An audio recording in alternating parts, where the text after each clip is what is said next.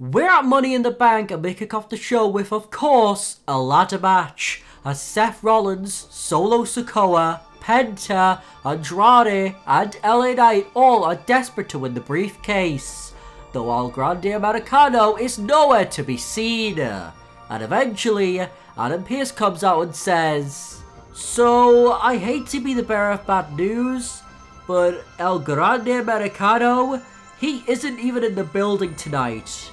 Don't fret though, ladies and gentlemen, I found a worthy replacement.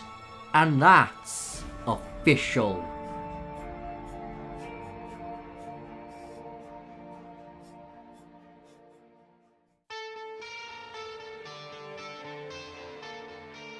Karrion Kross is here, and he's filling in for El Grande Americano. And whilst he's making his entrance, we hear from commentary that Chad Gable is currently at hospital after his grueling war for Kingo earlier in the day, which of course holds no relevance to this case. So with that, the match is on. And as soon as it begins, Knight clotheslines Sikoa out of the ring and follows suit with a diving one as well. And once he picks him up, he then hurls him into the ladder. But the megastar isn't done just yet, as after dragging Solo up, he sends him into the steel steps, and to complete the trifecta, he then sends the Timu Tribal Chief into the barricade. Yet he wants to use the barricade for more damage, as Knight back suplexes Sikoa into it. Although as this was happening, Andrade managed to kick Rollins out of the ring as he attempted to dive, but the leader of the Vision managed to catch him and plant him with a powerbomb. Though El Idolo is able to push him back and connect to Hurricanrana. But it's now Seth's turn to push back, as after a knee, he then sends Andrade back first into the barricade. Then he grabs a ladder, then just yeets it into Andrade with it falling on top of him, which left Penta and Karrion Kross to trade strikes in the ring. Though the killer manages to overwhelm the man with zero fear, as after a vicious clothesline, he then just tosses him to the outside, turning around to see Seth Rollins and LA Knight in the ring with him, and he demands for them to both bring it, which they decide to do, as Knight and Rollins team up on the killer, even doing a double suplex. But the alliance was only temporary, as he starts to beat down the Visionary, and with him sending Rollins into the corner, he boots Seth to Kingdom Come. Yet before he could do anything more, Kross comes out of nowhere and nails an angle slam onto the megastar, before turning his attention to Rollins. And he even looks for a roundhouse kick, but Rollins dodges it, before connecting a pedigree.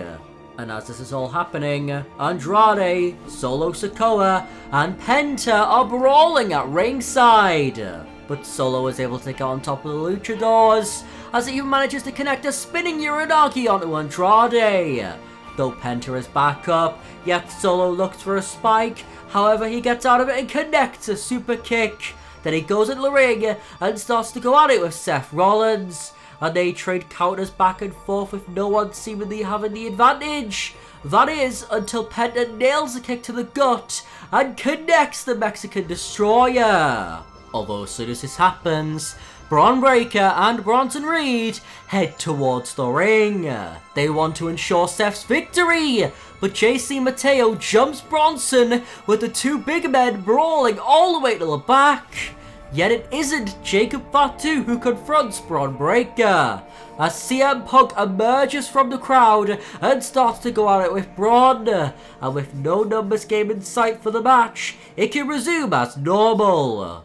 Though this distraction allows for Seth Rollins to nail a disgusting but legal nut shot. Penta has crumbled, yet he isn't done, as he grabs a ladder from the outside of the ring, puts it into the ring, and stomps Penta headfirst on top of it. He's completely done! But LA Knight isn't, as he drags Seth out of the ring, although he once again pushes back and once again nails a low blow, this time onto a megastar. Then after discarding him away, Andrade attempts to grab him, though this fails, as after being powerbombed up the barricade, Seth goes and sets up a ladder between the hardest part of the ring and the barricade. And to take out El Idolo, he unbelievably powerbombs Andrade through the ladder. he's done as well, and there's no one left to overthrow Rollins as he sets up the ladder and climbs to his destiny, though his future turns out to be right in front of him.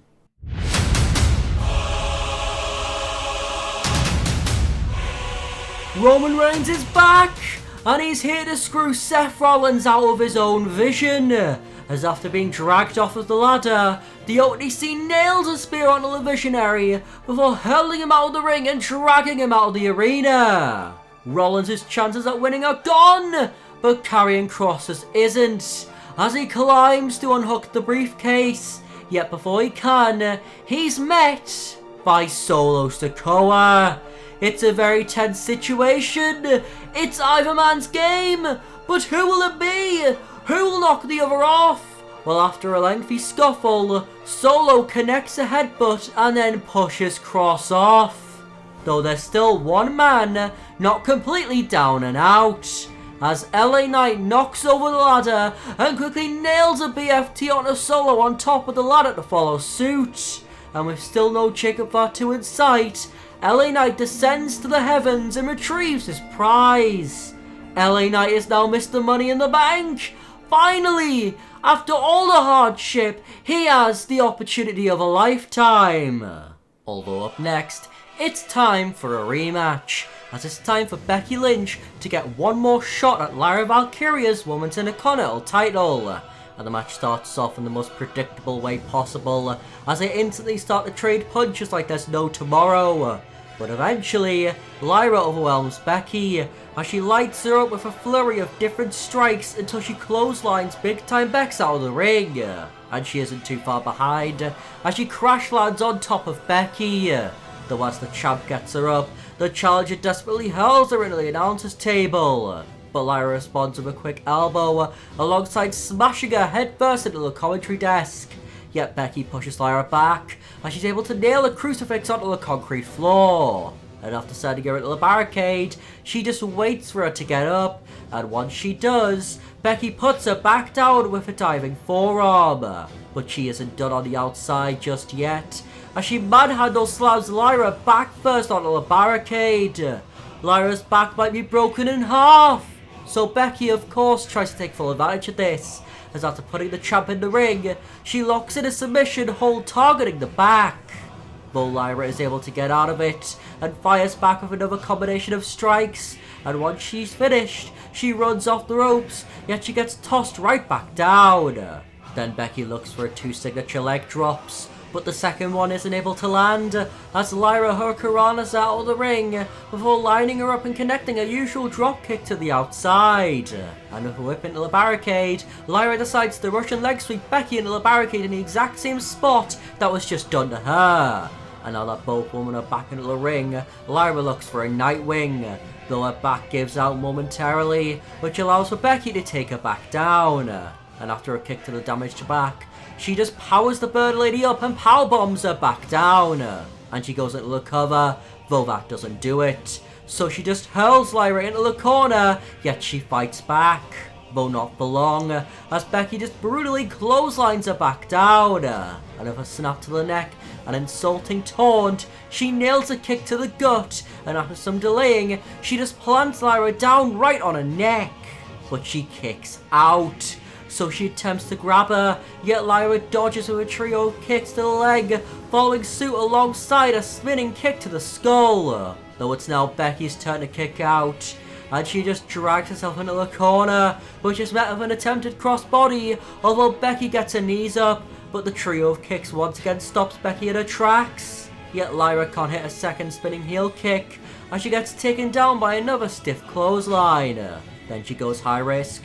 She's looking for a high reward, but she gets nothing, as Lyra is able to catch her, although with 3 elbows, Big Time Bex escapes her grasp as she connects a pump handle suplex.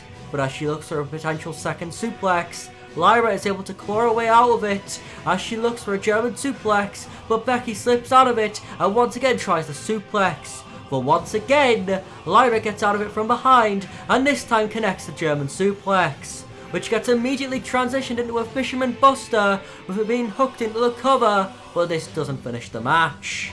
So it's now her turn to go high risk. Though as she goes for a frog splash, Becky manages to catch her with a manhandle slam out of nowhere. But like their previous matches, one isn't able to do the trick.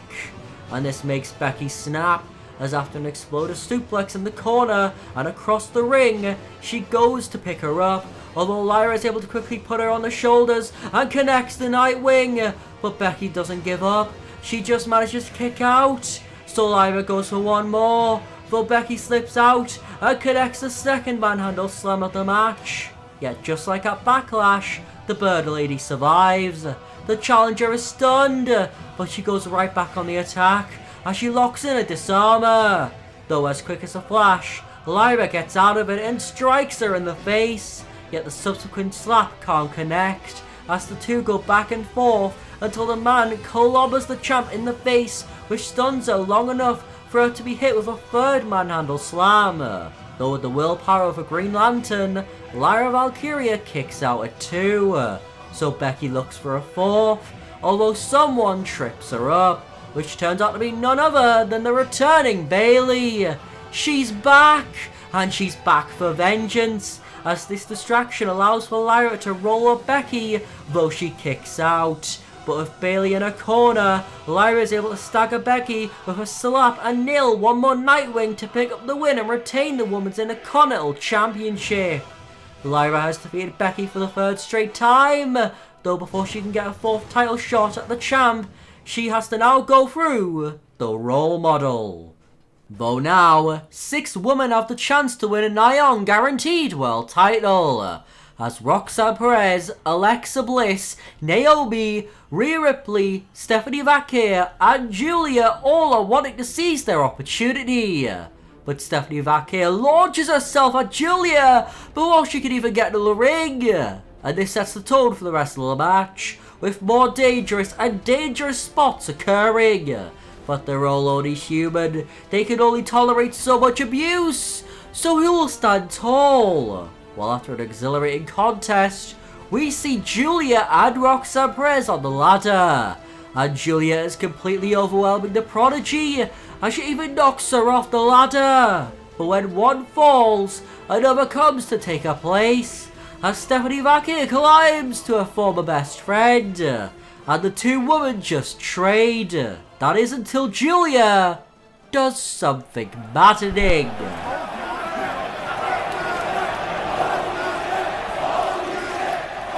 La Primera and the Beautiful Madness are out! And as this has occurred, Alexa Bliss and Rhea Ripley are both desperate to take advantage of this, as they both try to claw their way into the ring, although eventually Rhea snaps and nails a riptide onto the concrete floor.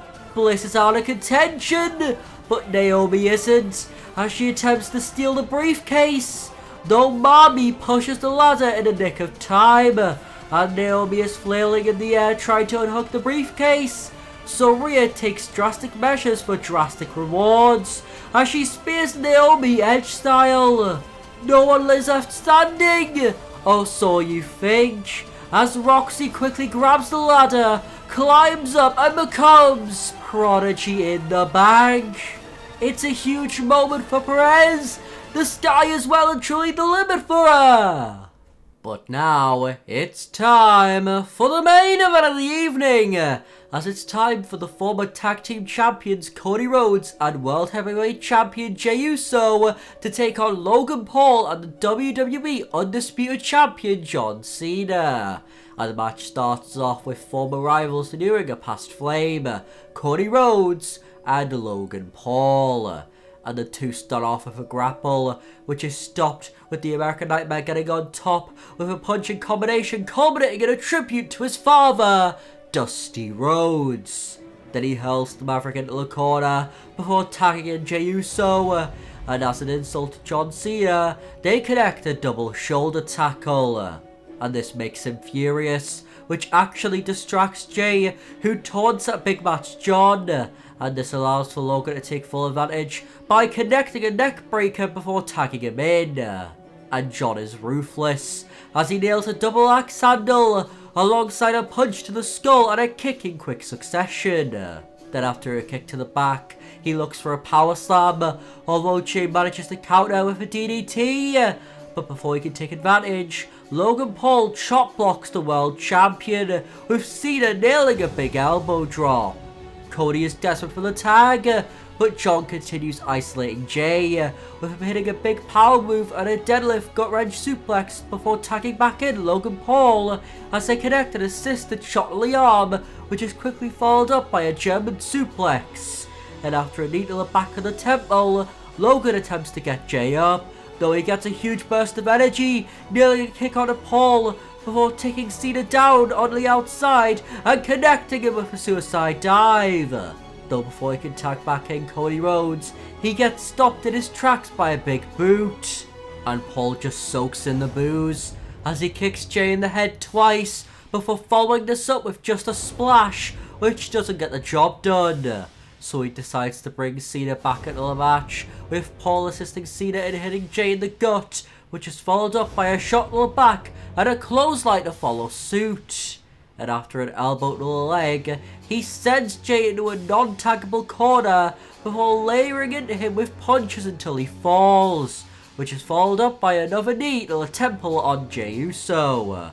And this busts him open, and Cena relishes in this, as he even attempts an AA, but Jay gets out of it with 3 well-timed elbows before nailing another kick, though he can't make the tag, as Logan Paul pulls Cody off the apron and sends him into the steel steps.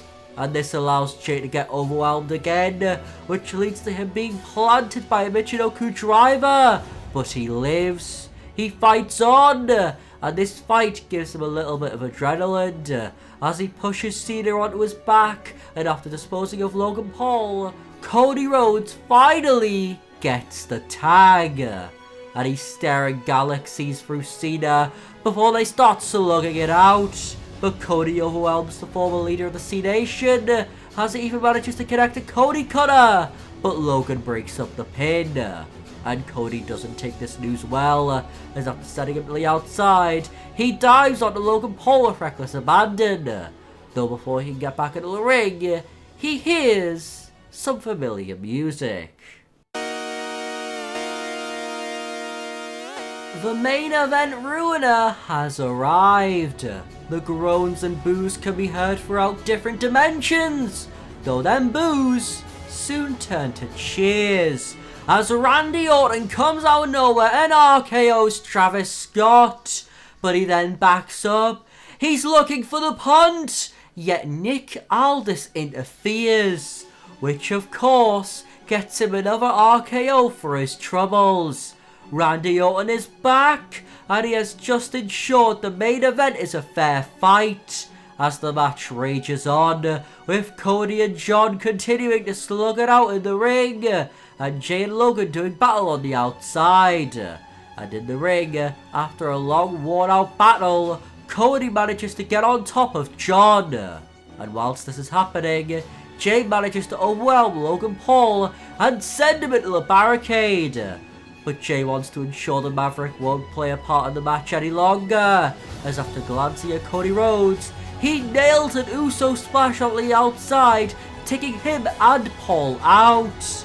We're down to 2, and after a knee by Cena, the brawling only intensifies, though Cody gets on top all the same. But as he looks for a kick, Cena catches him, turns him around, and with all the energy he has left, he nails an AA and crawls into the cover. But Cody won't let Cena ruin wrestling that easily, as he kicks out at the last second. Cena can't believe it, so he goes for one more, although Cody counters into a crossroads. But John Cena somehow, someway finds a way to kick out. And Cody is actually surprised, as Cena starts to get up, with the 2 icons exhausted. Cody demands for John to bring it, and he attempts to go low. He doesn't care about the win anymore, but it doesn't work, as Cody is able to counter before nailing one more crossroads. Yet he wants to make a statement, as he locks in a figure 4 leg lock. Cena has nowhere to go, And for the first time in over 21 years, John Cena taps out.